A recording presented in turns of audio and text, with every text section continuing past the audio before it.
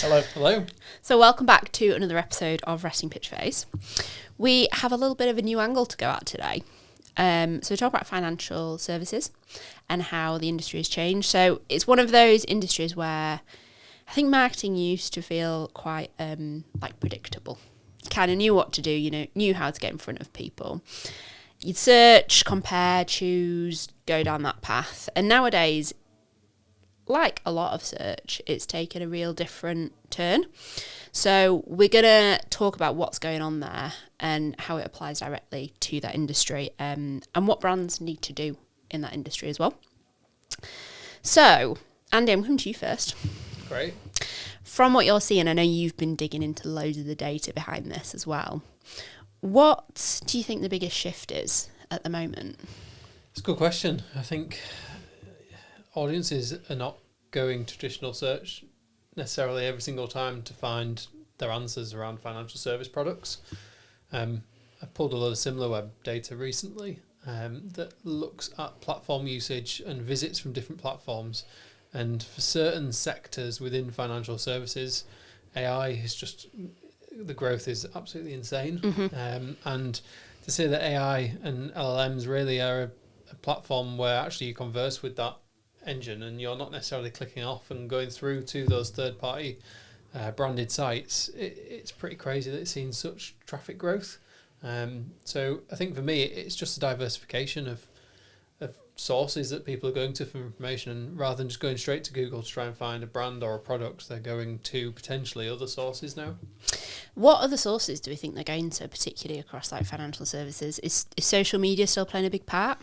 I think for certain facets of financial services it will be. For I guess your more kind of mass appeal products like certain insurance products, absolutely. If you think pet insurance, anyone that's got a dog, yeah. I mean, I got served lots of ads around dog insurance when I was looking, and it's probably a key channel for me to be able to find a product that's right for me. Mm-hmm. I think for other products, so social media potentially isn't the right destination. I can't imagine too many people are looking for quite niche insurance products or quite niche kind of investment products on social media. Potentially they're going to other sources to find that content. Do you think the rise of financial expert creators, the ones I mean, where they think they can make billions overnight and tell everybody they can, do you think that's made consumers more wary of looking on socials for content like that? It's an interesting one. I actually think that they're just influencers, really. They're no different to an influencer in any other sector. I actually went to school with a guy who has become a investment influencer on social, but he's got about 350,000 followers now. Yeah, and it's a popular category. That is his role. TikTok and Instagram. Right. So people obviously do listen. People obviously do follow that. I think there's potentially some interesting issues around how great that advice is and whether it should be trusted. Oh, that's a whole other podcast, isn't it? People are engaging with it, so it's obviously playing a role somewhere in that funnel. Feeding the algorithms. Yeah, the thing that I'm going to interject with here is what we've talked about so far. In particular, I'm just going to hone in on, as you were mentioning there, Andy, that the data's reflecting this AI platform usage in financial services. So my first role in marketing was in banking. So I worked for what was Yorkshire Bank in the marketing department. Amazing experience. So it properly got me into marketing. And I think about like my onboarding process into that role. Obviously heavily regulated industry. So you had to run through like risk and compliance modules, online learning, e-learning, which obviously will still be part of now Virgin Money, who is what was Yorkshire Bank and Clydesdale Bank, where I used to work. Virgin Money and all the other financial institutions. My dad's been in financial services all his life, so I know this relatively well. Compliance modules, etc., risk management, bribe management, all that sort of stuff is obviously key. Sounds so fun. It does. And I think back, and I'm talking, when was this? What were 2026? It was 2014, so 12 years ago when I was working there. And yeah, you're right, Polly, all these fun modules that you have to do. But the day that you walk into that industry, because that was my first sort of door opening into regulated industries, you get absolutely walloped around the face, like quite eye-opening, just how on your toes you have to be, and rightly so, it's regulated industry. 100%. So then you hear Andy saying about like diving into the data and looking at the, say, explosion of AI usage. If I go back to that person for, whatever it said, 12 years ago, and I walked in there, and now I look at AI, remove my financial services hat, but AI and all the chatter as the pros and cons of it, in particular the cons around what you can and can't trust. Yeah. I'm amazed. I'm absolutely amazed at an explosion of AI usage, just generally speaking, in a corner of financial services, as Andy mentioned. Would you trust it? So I did a poll on LinkedIn last week. I think it was just a fairly generic poll, answer it how you see fit in seeing it, but it was, do you use LLMs for I can't remember if I worded it as like financial services or financial products or your financial well-being or whatever, for anything from banking, savings, investments, mortgages, etc. And just two answers, like, do you use the LLMs? Yes. Do you use LLMs? And I put no chance, not just no. So yes or no, it was no chance, because I thought I might get some bites from people saying absolutely no chance. And rightly so. I can't remember what the split is at the moment, but it's not far off 50-50 split, which again, it's not a huge pot of data that have got through that poll. But I was surprised that people are sort of confidently clicking yes, yes, yes, yes, yes. And then I look at myself, and everything I've just said there, I contradict my surprise, because I use it. Yeah. But I use it in a really specific way. So I don't ask for product-led advice or whatever I'm using the LLM platform for. I've got my products that I run my own research separate to AI platforms, so traditional Google search. I don't know if you know this about me, Andy, but I only use LinkedIn as my social media platform. Of course you do. I don't have Facebook, I don't have Instagram, so I'm not really influenced by anything on those social platforms. So for me, Martin Lewis, money saving expert, is basically my go-to as a starting point for any of his finance, because it's basically deals, isn't it? Any of his financial products. He's such a millennial. and then from there, I'll do my own research with my own baseline knowledge of those products. So I'll then secure those products, and all I'll use LLMs for is almost like financial planning. So I've got these products that are savings rate of whatever, and this ISA, and especially right now we've just tipped over into new financial year. I've been using Gemini really heavily to almost help my financial planning going into the tax year. I don't want advice. I'm not looking for like product-led advice. Yeah. And that's the massive, obviously, grey area in financial services from a regulations perspective. Yeah, I think the one thing though that AI maybe does potentially have going for it, and I'm not saying that you need to trust it. That's absolutely not what I'm saying here. But I think if you think about the way that AI pulls information, it pulls information from content on branded sites and from understanding the trust and size of a brand. So the bigger the brand, the more trusted it has, the more cited it is on third-party platforms, the more likely it is to feature within those responses. Pulling in content directly from those heavily regulated sites, in theory, that content, the premise of it should be fairly accurate. Watertight, it just depends how AI has summarised it and what context it's taken out potentially that was in that full piece of content that is summarised. Yeah. So logistically, the way it works, it should be accurate or heading towards being accurate. But you have to remember, it's only 3 years old, AI. Yeah. Correct. It's come so far in that short space of time. Yeah. If we think where it is now, think where it might be in 5-10 years' time. Yeah. Imagine saying to someone 5 years ago, like, you'll just be able to go and ask and it'll just tell you what to do. Well, that's it. I'm amazed, going back to my days in banking, that this platform, this technology exists, and it exists to the extent of which we're talking about it now, in having lived and breathed that, like, regulations breathing down your neck, that how, again, watertight you have to be. Yeah. And if you think about kind of some of the agentic commerce protocols that have come out across like ChatGPT and Gemini, where essentially the platform can converse with and transact on your behalf with an e-com site, that's no different to where it could go in financial services Yeah. as well. If you think about price comparison sites like Confused.com or Money Supermarket, what's to say that in 5 years' time those AI platforms won't be able to complete all your details from its information it's got saved about you already and Yeah. from chatting to it, and actually pull loads of quotes directly in and complete your insurance policy renewal or purchase directly in that platform. So I think, we can't necessarily judge it too firmly on where it is today, although we need to be aware of where it is and we need to understand where it is. We actually need to think about the future possibilities and the growth that it's probably going to see over the next couple of years, particularly within financial services. And financial services is always a sector that is maybe slightly slower at adopting new technology. People are always a bit wary as well. Yeah, but it's because they're so heavily regulated. Yeah. So they Yeah. have to be so watertight Yeah. on what they're doing Yeah. that often it takes a little bit of time to go through that process to be able to start looking at channels that are like AI, where they're fairly new compared to, I guess, those more traditional marketing channels. Dan, when you're doing your research, you're saying like you go to Google. Do you go to Reddit? No. No. But I was actually interestingly going to ask how, if we chuck Reddit into the mix right now, in terms of what you were just saying there, Andy, about how these AI platforms are serving, where, the sources that they're pulling on and then serving and summarising at the moment any content.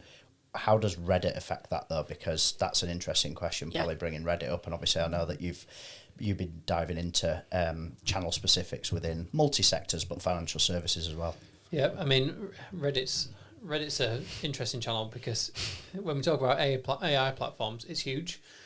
The two most cited sources in any AI response are YouTube and Reddit. And YouTube, obviously, there's a lot of branded content on there, but there's also a lot of influence content. But really, Reddit is really well trusted because actually it just mimics human conversation. There's so many threads and topics and real opinions that haven't necessarily been influenced by brands at that point, that all these AI platforms like to trust it and pull that content in.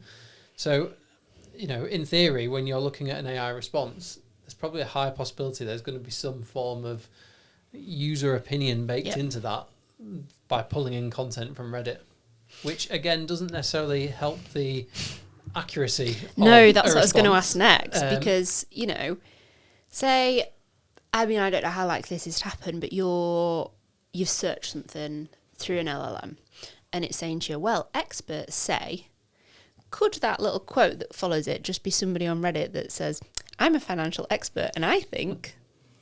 Yeah. Yeah. What, we don't know 100% how it's pulled. Yeah.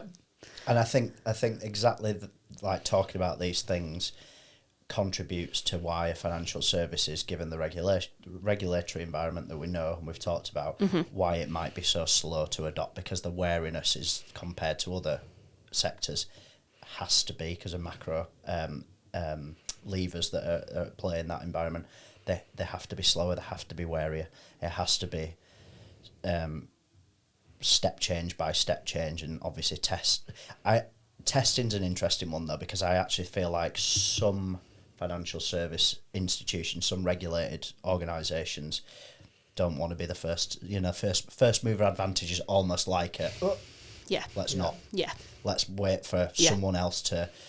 But that's where your challenger brands come in as well, because there are, finance in the last 10 years or so, you see more of these sort of like challenger brands coming into it. I'm thinking things like Monzo, for example, who kind of are a bit bolder and will take those maybe different steps than the bigger, more traditional like financial services and brands and things like that, who do like to really play it safe.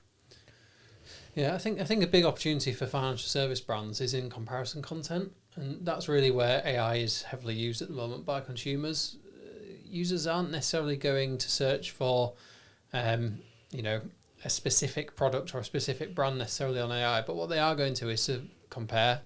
Which is the best one, A lot of prompts are being entered into AI platforms are all around comparison terms and phrases, and actually that's probably where challenger financial service businesses can really start to play on that. Yeah. A business like Monzo is probably a lot more likely to compare its products to high street banks than a high street bank is to Monzo. Yeah. Definitely.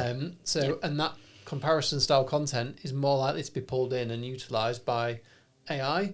So I think there's a real opportunity there for challenger brands to really kind of leverage that and start producing comparison content to ultimately target AI platforms. Mm-hmm. You've done a lot of work in insurance, haven't you? Different types of insurance. I was going to ask that next. I don't think there's a segment of insurance I've not had the pleasure of working in. How do you, I suppose with how we've been talking so far from just the wider financial services space, if we're honed in on insurance, what have you seen in most recent working in that sector, but also like, are there any specifics in terms of where they should be focused, where the opportunities are for insurers? Because going back to the banking examples there, Monzo's a sort of, I'm saying this in inverted commas if anyone's just listening, a fintech, and these fintechs have come out of the fact that, exactly to all of our points that we've already made, let's say banking has just been such a slow turnaround of infrastructure so out of date. I almost think that where the fintechs have been born from are probably the ones who are most likely to grab the first mover advantage with technology that, like AI, that absolutely booms. Definitely. Pretty obvious thing to say. But insurance is a bit of a weird one, and obviously has its nuances within each pocket of insurance, as well as it's sat within the umbrella of financial services. There's a lot of old school players still operating, which I'm smiling because I imagine that they don't even want to talk about AI search anytime soon, but there has to be opportunity for some insurers to get ahead of it, and it is ahead of it right now. Yeah, definitely. So I'm going to pull out an example from my previous agency. I won't name the insurer, but I used to work with a large insurer that offered car, home and pet insurance, and the strategy with that business wasn't to go and try and just bring people in for car insurance or home insurance. It was actually to provide really insightful advice about what to do in emergencies or how to prevent claims. So for home insurance, we did a huge amount of content work on the site and build out content clusters and content pillars on the site, all about kind of mitigating flood risks, what to do during storms to try and mitigate the kind of flash flooding or kind of wind damage, and loads of different things like that. And that type of content is absolutely gold for AI because their competitors weren't producing that level of content. They were producing home insurance content, like bungalow home insurance content, like residential landlord home insurance content. They weren't going as granular as providing that real insightful, useful information for their customers. And actually, that's the type of query that a lot of people will be going to AI to ask. They'll be going in and asking, how do I prevent damage to my home in a storm? And queries and prompts like that. So actually that content, even though it wasn't necessarily produced for AI at the time, because this is 18 months ago and it wasn't really the forefront of thinking right then, actually that type of content really is actually setting that brand up properly to perform really well in that kind of unique aspect of AI search that exists at the moment. It's interesting. So we've got data obviously showing how this traffic is spreading. I know we've got into AI a lot, but it's not just across AI, it's across pretty much all platforms now.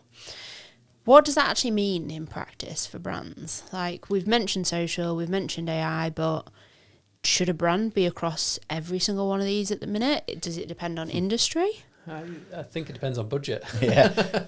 I think, the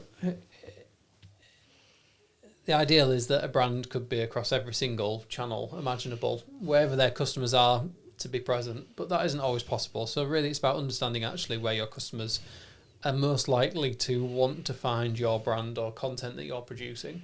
So, if that is, let's say, a current account, actually people may be looking on social for that. They may be looking for advice from influencers on which is the best current account. They might be looking on YouTube at kind of third-party video content that is talking about, the best current accounts in the UK. So being present in those channels are probably key for brands to succeed in that type of market. So that doesn't necessarily mean going and sponsoring an influencer, but that might mean putting paid ads across that and targeting it. So I think really it's about understanding where your audience are existing, where they're trying to find information that helps them make a decision, and making sure that you're visible and present in those channels and platforms. So it's kind of like determining what your little ecosystem there is. Pretty much, yeah. And a strategy that goes across it all, rather than, back in the day where we just had individual channel strategies. Yeah. It's so different to that now. It is, yeah. And content shared, so content that you produce for TikTok, for YouTube, for Instagram will be pulled into Google. It can be pulled into AI. Everything works together harmoniously. Nothing really works in silo anymore. And also, there is search intent and volume across different platforms that have the same underlying core to them. So a video that you create for YouTube, actually, that might just need reformatting and putting into a more native format for TikTok, for Instagram. So that native is the word fits there. more fluently into those channels. Yeah, definitely. I'm going to ask a question that's going to be really controversial. Go on. I've also got a question. You go first. All right. Only because it follows on from what you were just saying there, Andy. So when I'm going back to 12 plus years ago, I remember how the marketing team at Yorkshire Bank was structured. So it was Yorkshire Bank and Clydesdale Bank, so Leeds and Glasgow. Slightly different audiences and obviously geographics and stuff like that. But you mentioned there about working as harmoniously as possible. Don't really work in silos. I remember, and it's 12 years ago. But my question is going to be, more recently with financial services, client-side marketing teams that you've worked with, whether they're set up like this. I remember at Yorkshire Bank there was a digital team, a product team, a social team, a brand team. Mm-hmm. Within the product team, there was obviously the different products, so mortgages, savings, blah, blah, blah. Above the line, creative studio, and everyone worked separately, and it was a nightmare. My role actually ended up being part of a sort of like centralisation of reporting of everyone's different activities, and obviously above the line is huge in banking and will continue to be, I'm sure. In your experience of more recent times working with client-side marketers that you might have done at financial services brands, have you found that there's still some siloed thinking and working? Definitely. I think the bigger the business, the more siloed it is, and the more institutionalized a business has become, the more siloed it is. Again, those challenger businesses, those smaller, more niche businesses, they're probably more flexible. And actually, by having a smaller headcount, means that those budgets, those channels don't become siloed. Mm-hmm. I worked with an independent building society, again, probably about 18 months ago, and there was a team of, I think it was 5 or 6 marketeers in that business, and they did everything from brand PR, digital PR, search, social, above the line advertising. Everything was connected into one team, and their budget was consolidated across that team. I've then worked with some of your kind of huge international banks where actually it's so siloed that people can be in completely different countries dealing with that budget and dealing with different channels, that actually just getting them to speak to each other is sometimes the most problematic part of planning a campaign.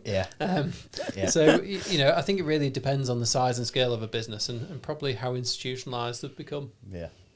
Definitely would push, though, for the more consolidated, flatter as possible. Definitely. And I don't think you're ever going to, in big financial institutions, you're never going to have 5 or 6 different marketing teams being consolidated into one. No, and, it's not going to somebody happen, suddenly becoming responsible for everything. No. That's just unrealistic, I think. But what is realistic is actually that those teams start to work closely together. They understand how each of those channels start to impact one another and work together, and also start to understand how some of the other signals like brand are really important to things like search, to things like AI, and start to join the dots a little bit. Yeah. I worked with an insurance brand where they just refused to invest in brand building. They would only do kind of paid bottom of funnel activity. And the challenge that they had was that traffic and conversions and policy sales were just falling off a cliff. And it was that top of funnel brand led activity that was missing that was absolutely the root cause of that. That meant that they were not being seen by platforms like Google as trusted and authoritative, so they weren't being rewarded with rankings for their core products, which meant that competitors were stealing that share from them. And likewise, they won't be visible on AI because they've not been investing in brands. So, all these different dots need to join together and work together harmoniously. And it comes back to that point. All these channels need to work harmoniously together. They can't work in silo. And if brands can do that, then they're absolutely going to hopefully succeed. In the data you've been looking at, you might not have this data. So let's say if I just throw you in at the deep end. What does it look like for direct traffic for brands in this sector? Growth, a lot of growth. Yeah. So we use a tool called SimilarWeb, which is our kind of premium market intelligence platform. And within that tool, we can look at platform visits over a period of time. I've been comparing 2023 to 2025 using a kind of 3-month window, mainly looking at Q1 in each of those years. And what I can quite clearly see is that search platform visits are decreasing in that time period, but direct is massively up. And I think that is down to a couple of different reasons. One, I feel like a lot of brands are investing in brand marketing again. I feel like we've kind of gone on a bit of a roller coaster journey with brand marketing. We're back to the good it's stuff. very much on the agenda right now. Yeah. And there's a lot of investment going into brand marketing, which means there's a lot of direct visits being attributed as a result from that. We also know that people are diversifying how they search. So naturally, traditional search visits are starting to decrease. And when I talk about a decrease, I'm talking about, not even a couple of percent here. In some instances, it's 0.5%. But when we're looking at, potentially 500 million platform visits, that is still a big chunky number that's lost from search. But direct, pretty much in all the different verticals within financial services that I've looked at from SimilarWeb data, direct is up in all of them. Is that the same for social? Yes, in some aspects. In the B2C financial service sectors, yes, social is up. In the B2B sectors, generally it's either flat or slightly down. But when I look at that, it's mainly Instagram that is down slightly. TikTok is fairly stable. YouTube seems to be fairly stable as well. That's classed as a social site within that data set. But yeah, it's mainly Instagram that is slightly down. What do you think constitutes SEO now? This was my controversial question from before, by the way. Do you want to go first, Dan? What doesn't constitute SEO now? Exactly. Honestly, I think we've touched upon it we're talking obviously about harmonious, multiple disciplines, multiple platforms and channels that are all sort of centered around. We like having the conversation around demand and discovery now, and I think brand obviously being a big part of that. So many people, I've heard people say, search everywhere, search anywhere, search omni, search all these sorts of things, but ultimately I'm finding in conversations, and financial services would be an interesting one to dig into a little bit more, but I'm finding conversations, I am trying to have conversations at a search level, not an SEO level, and where that does bring paid search and paid disciplines into it, I think that is valid for now, because we are talking about we talk about user-centered search, don't we? Don't be platform first, be user and audience first, and then go from there. So obviously be led by the data, which is a user behaviour level as well. For me, SEO is something I'm honestly trying to move away from. I genuinely am, because I'm trying to have those demand discovery and search conversations where what I'm going to say, like traditional SEO, is just a subset of what is search today. So to answer your question, it's everything. Yeah, I agree, to be honest. I think that was pretty well summarised. Yeah. I think, search engine optimization. I mean, a search engine now, in my view, is not just Google or Bing. It's, ChatGPT, Gemini, Claude, Perplexity. It's TikTok. It's the Meta platforms. It's YouTube. It's Pinterest. There's so many different facets of search now. And all of those use keyword searches. Yep. They all understand the kind of semantic topic and relevancy of content to that user query. You can optimize all of those different platforms. They're all a facet of search that you can optimize. I'm going to bring us back to financials. So obviously we mentioned earlier it's a very much a high trust category. How's that changed? Like, where is trust being built now, and where, if you were talking to brands in this industry, where would you get them to focus their efforts to build that trust online? So I mean, trust has always been massive in financial services. Google started that a long time ago by implementing your money, your life topics, which financial service naturally falls within. Anything that affects your financial well-being or health and mental state was held to a higher credibility and regard by Google. So you had to work harder for rankings and to get performance out of search. I think, when we talk about that, I think for me there's a couple of different angles that brands really should be focusing on. Firstly, it's brand marketing. That is a hugely powerful tool for getting customers and consumers to really trust in your brand. If you see a brand for the first time on search versus a brand that you've seen on Spotify, on YouTube ads, on Meta, in search, on a billboard, on TV, on Sky AdSmart, you're much more likely to trust that brand. The more interactions that you've had with that brand before you ever go to their website, you're so much more likely to trust that brand, and that conversion path then becomes quicker and easier for a consumer to follow. I think the second part that a lot of brands really miss out on is utilising their experts. Their experts are hugely powerful voices and people that they can utilise within the sector. That might be through digital PR and utilising their experts for commentary on breaking news stories to segment their brand name into that story and to be seen as that real expert and kind of topical authority leader in that space. And I think a lot of brands miss that opportunity. The big players do that in the market. Your high street banks, your big insurers, your comparison sites, they're all actively doing that and doing it at scale. But for the smaller financial service brands, I think that's a real missed opportunity, and that's a great way of building kind of trust in your brand by seeing your people and getting them in front of those consumers across publications. What better way as well? I understand there's a line that has to be towed, but what great way or great environment to do that in as the environment that we speak about right now that we're all navigating for financial services. Obviously, you don't want to go political, but a hell of a lot of the political outlook and environment that we're all operating within is naturally having financial repercussions. Yep. And there is just a wealth of those reactive opportunities you would feel, obviously within on brand and all those things that we don't just chuck that out of the window, but it feels like now is a great time with everything that we're talking about in terms of the burst of AI as well. Like there's for coverage, for the right type of coverage as well, plethora of opportunity.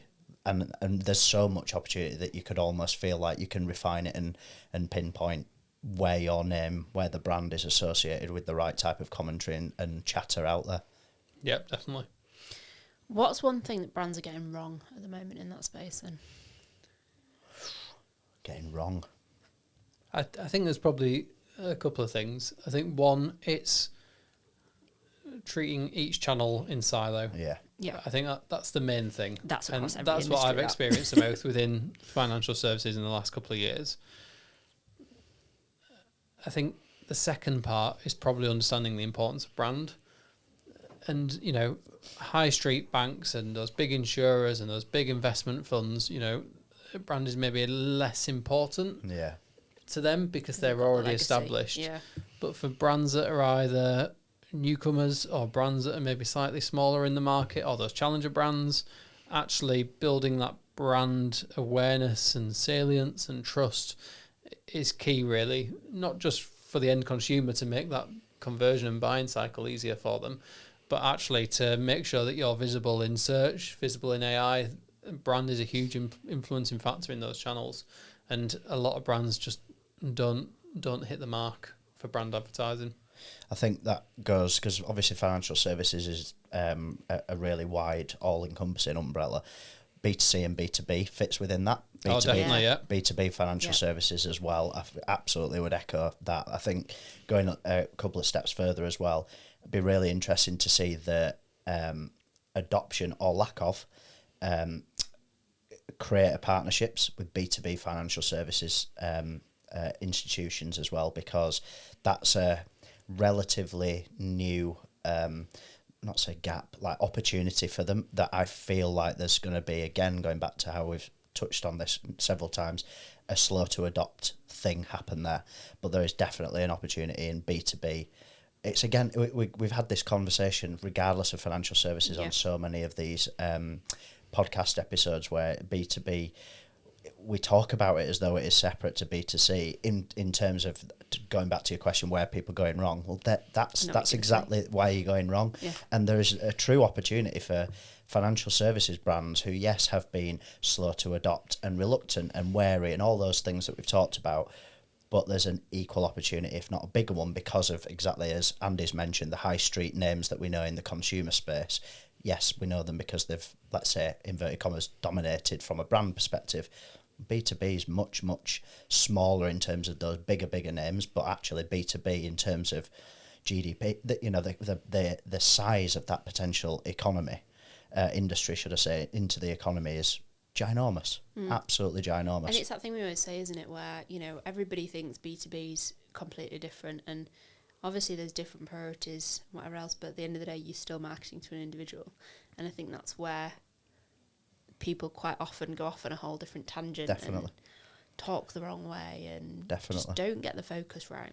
I also think some of the, I was going to say, pure play channels, platforms like, for example, Reddit. Yeah. You might immediately think, if you're listening to this and you sit within this world, Reddit consumer, but it's absolutely not. It's worth digging into the data.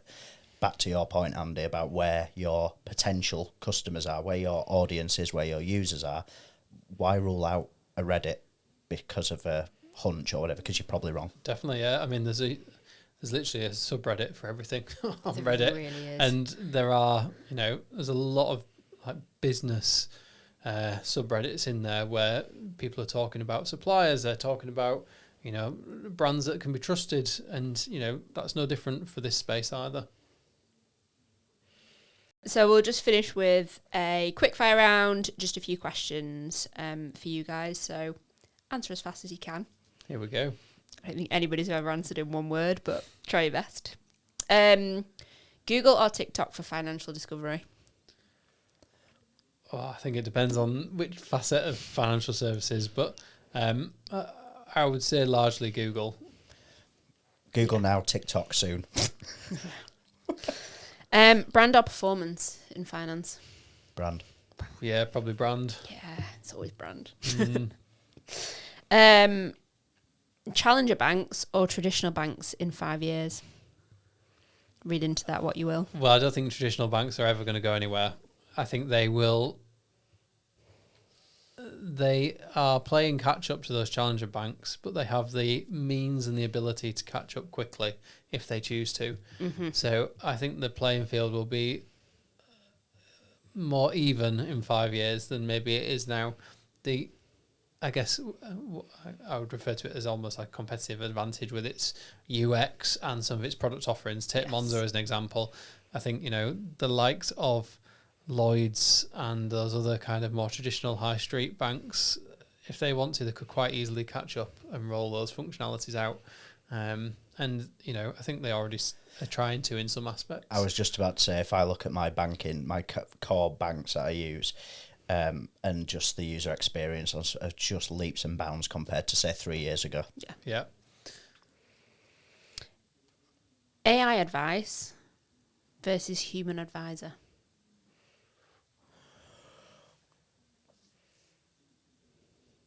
Silence. Advice, though, that's I think the word for me. I think we were discussing earlier is that to have a financial advisor is a very privileged thing. Like, that is quite particularly if it's like, one-on-one. Obviously, you can go into the bank and chat to somebody, but to have somebody one-on-one giving you advice on your finances, on wealth management is, it's not something everybody has. has AI leveled that? I think like if you take a really basic example of looking at different like investments that you could put your wealth into, you could quite easily go to ChatGPT or Gemini or any of the AI platforms and run a prompt that finds the highest growth and least risk averse investments, and it would probably give you a pretty good list of options, and that would be something that if you went to an advisor for, I guess they would add that more experiential kind of hat in and throw their personal opinion and advice in, which is where AI maybe doesn't provide something to a user. I'm not quite sure what I'm trying to say there, but I think AI has the ability to summarize that information, but I don't think it has the ability to give that kind of additional insight of experience that someone might have. Yeah. Which is where it's missing and lacking at the moment. I think finances are so personal to people as well that it's almost like, how can you trust someone that isn't a human that you traditionally have just felt will get you, or has more of a an understanding to be as close to getting you as rather than what people are seeing as just a machine. I mean, if you're retirement planning, you probably would rather speak to an advisor and an expert than go to AI to plan how you're going to spread your wealth across the next 35 years of your life, potentially. But you may go to AI to find that advisor. That's it, yeah. And to find which advisor's right for you. Yep. But you're not maybe going to do the legwork of financial planning through AI at this point in time. Do you think it'll get there? It depends on the timescale, but I think I don't think it'll ever replace advisors in financial institutions.